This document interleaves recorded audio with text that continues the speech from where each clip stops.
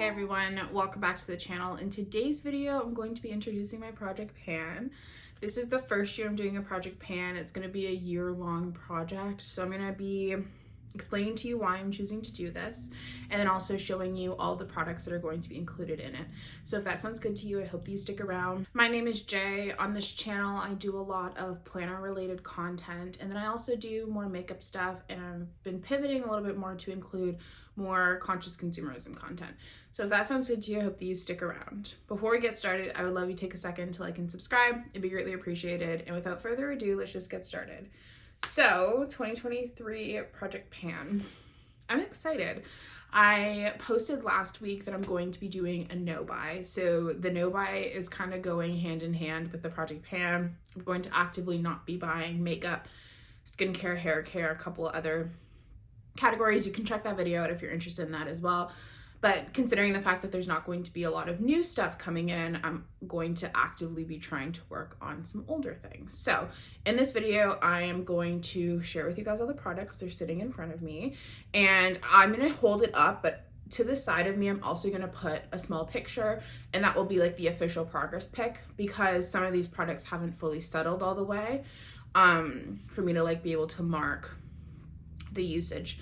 I will say it has, let me count, 1, 2, 3, 4, 5, 6, 7, 8, 9, 10. 10 products. And it's going to be a rolling project pan. So as I finish a product, I'll roll something in to replace it. I was thinking I wanted to do 8, but I've ended up here with 10.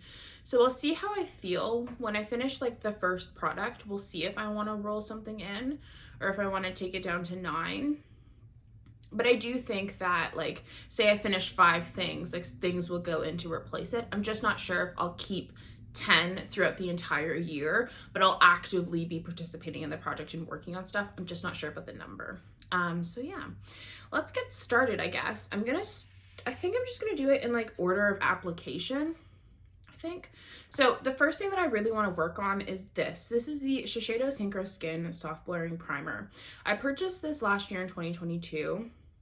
Was it in 2022?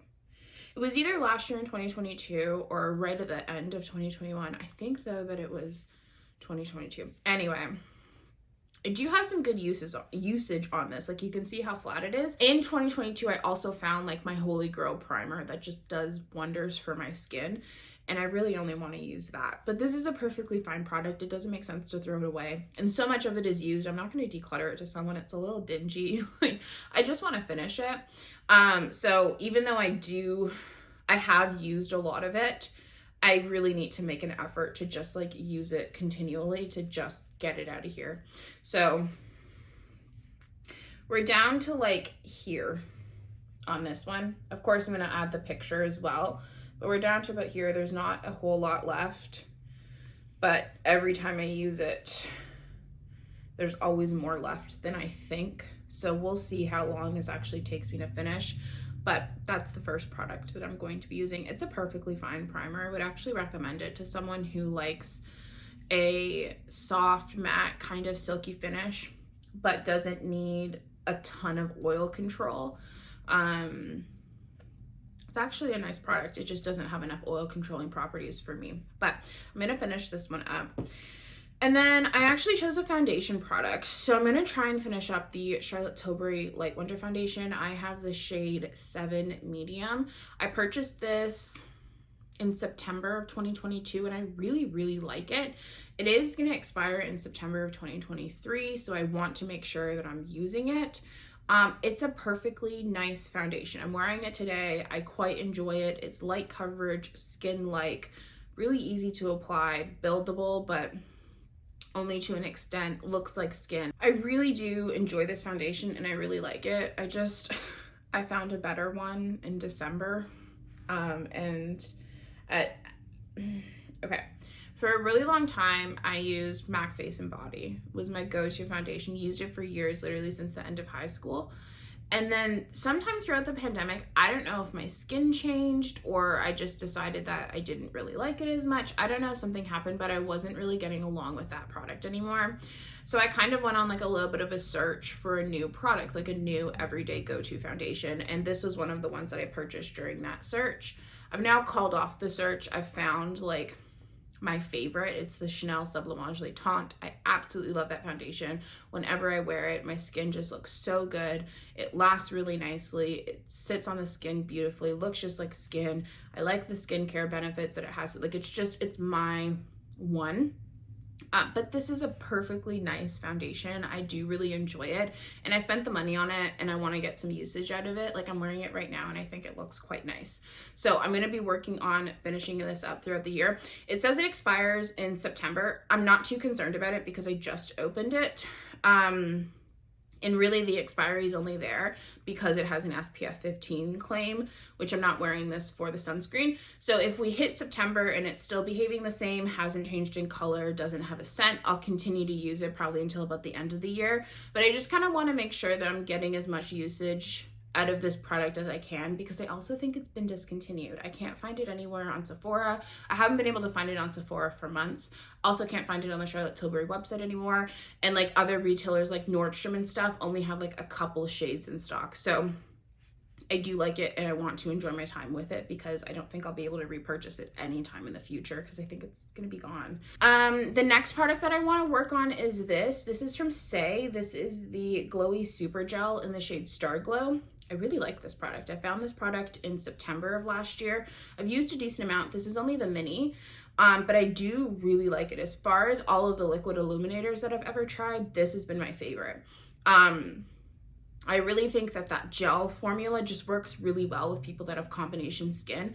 I think it would also work just fine with dry skin, but especially for combination people, that gel just makes it like a little bit more lightweight than products like Charlotte Tilbury Hollywood Flawless Filter. I do like that product, but I find that when it mixes with my oils, as my oils start to come throughout the day, my makeup just starts to kind of slide around, and that doesn't really happen with this. And I like it more than the Auric Glow Lust, just because the Auric Glow Lust is quite thick and it's a lot on my oily skin. I pretty much only use that product in the winter. I'm just really enjoying this, and since it's a mini, I'd like to just kind of work through it and move its way out of here. And then I also really do like mixing these two together. So I think that these two will go hand in hand in terms of like usage. So we'll see. And this one's really easy to track because it is an airless pump. So we'll just be able to see where the line is on like the word, on the letters of the word Saie, and be able to track my usage that way. So that one will be pretty easy. The next product that's going to be in my project pan is this. This is my Kosas Revealer Concealer, and this one's in the shade 5.50. This is like one of my all-time holy grail concealers. I absolutely love it. The only thing about this concealer is that when they say that it expires in 6 months, they are not kidding. It's like one of the only products that I really do adhere to that period after opening date because it will go bad. But it's so good. It's easily probably like my favorite under eye concealer. I do like the Chanel Sublimage Corrector Zia, and then this one is also my other favorite. So I really want to work on finishing this up. We're probably going to hit the 6 month mark around February, and there is quite a bit of windowing on here. I want to see if I can get this to settle before I take that progress picture, because I do think that this is one that I'll probably be able to finish by like February, March, with consistent use. So I just really want to be able to finish it so that I can get my money's worth, because it will go bad on me. I know that. So that is the fourth product that's going to be in the project. The next one is two of the same things but in different colors. So these are my Pat McGrath Labs Blurring Under Eye Powder. This one is the shade Medium, and then this one's the shade Light. I really like this powder, but I found better, so I want to work these out of my collection. I still think that they're lovely. I would recommend them to people. They're just really fragile. I don't like interacting with the packaging. It's really cheap, but the powder inside is wonderful. Sometimes I use this one, sometimes I use this one, and sometimes I use them together. So if I'm going to include one in the project, I might as well include the other, because I tend to reach for them both whenever I'm using this product. So we're going to include both of them. I definitely have, actually I was going to say I definitely have a lot more use on this one, but now that I look at it, I wouldn't say definitely. They're baked, so the domes are a little irregular on both of them. It's kind of hard to tell which one is more used than the other, but I do really like these. They're just so fragile, but they're beautiful. So we'll be able to track the progress on these with pictures, and I'm excited to get some more use out of these so that I can hopefully finish them up this year and focus on other powders in my collection, because I have a lot of powders, you guys. It's one of my like problem areas. The next product that's going to be in the project is this from Rose Inc. This is the lip and cheek color in the shade Foxglove. I fell in love with this formula in 2022. I now own 4 of them in all different colors. I love this formula so much. You guys can see just how much I've used of this. And I have a lot of blushes, bronzers, powders, complexion things I just love. And this year I definitely got a little bit more into creams because I found this formula, and I think this formula works really, really well for combination oily skin. And this color is like this beautiful burnt terracotta kind of color. So I definitely want to finish this sometime this year. Also, I'm a little bit more concerned about it because it is like a clean beauty brand. So I know that there aren't like the same level of preservatives, and it's probably going to go bad faster than some of my other products. So we're going to work on this one. I've got like a pretty big pan in it, and I'm just going to continue to work on finishing this one up. What I also like about Rose Inc. is that when I'm done with this, I can just pop the pan out and keep this empty compact if I choose to replace it in the future, or if I want a different color, I can just get a new pan and pop it in here. So that's nice. Next, I know this might seem dumb, but I'm going to include this. This is the Charlotte Tilbury Pillow Talk Push-Up Lashes Mascara. It's a little mini one. I've had it open for about a month now. I've used it quite a bit. No, I've probably had it open for... No, I've had it open since I bought this. It came with it. This was the sample I got with it. And I just want to get it out of here. Every single time I pull this thing out, there's still product on it. I'm kind of amazed. But I don't really like the process of using it. Like, I much prefer a full-size mascara with a longer wand, but there's no reason to throw it out. Like, it's a perfectly fine mascara. I feel like if I use it every day for a month or 3 weeks, it'll be done. I'm just going to include it in the project to incentivize myself to use it. And then once this is done, I have another mini mascara from Chanel in this same packaging. So I'll move on to working on that one as well. But this is like the never-ending mascara. And I think I was watching a video the other day from Sarah Rose. She does a lot of conscious consumerism beauty content as well. And she was saying how this took her so long to use up as well.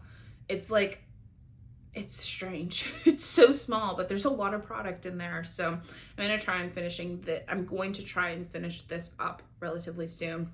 I want to get the samples, the little mini samples, out of my life. The next thing that I'm going to work on panning is this. This is the Dior Lip Glow Oil in the shade 000. This is supposed to be the clear shade, but because it has that color changing ingredient in here, within a week of me getting this product, it turned pink. And I already have the pink one, so now I just have 2 of the same thing. So I'm going to try and finish this one up. I do really like this product. I'm going to keep it right beside my desk, so as I'm working throughout the day, I'm going to use it.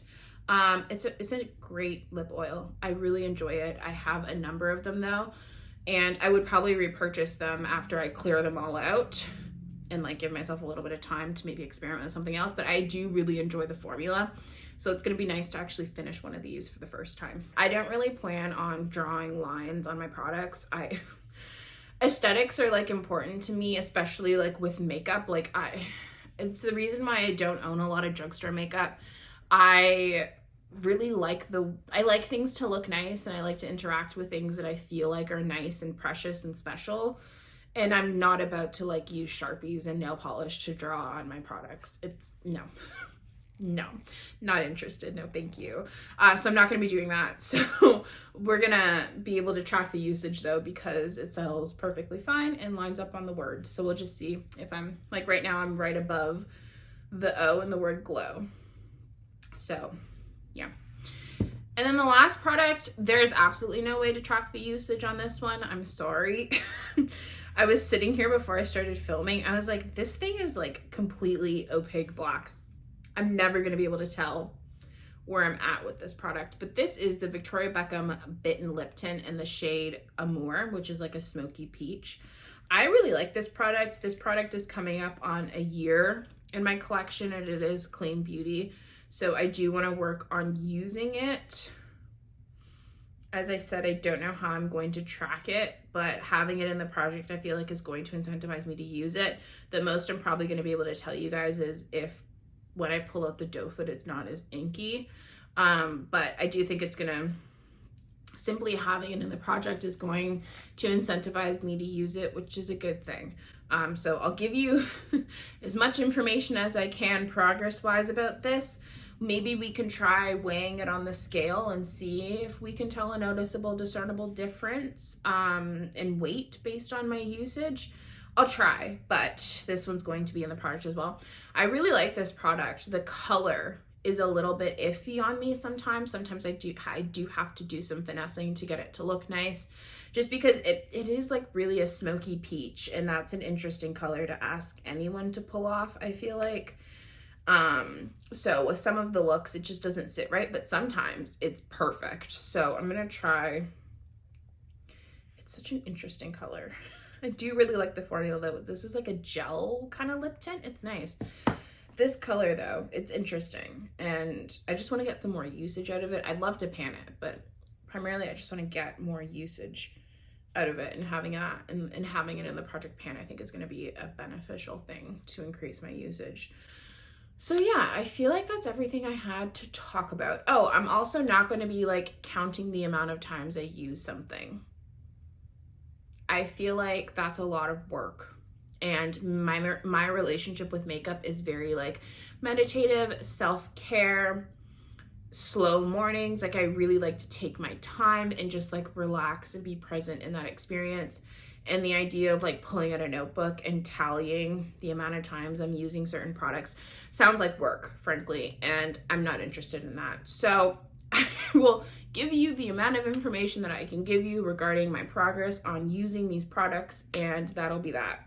But yeah, if you have any like tips as to how to track progress on like maybe this, if any of you guys have ever tried to pan this, how did you track your progress with this? I would love to know, because this I think is the one that's going to stump me the most.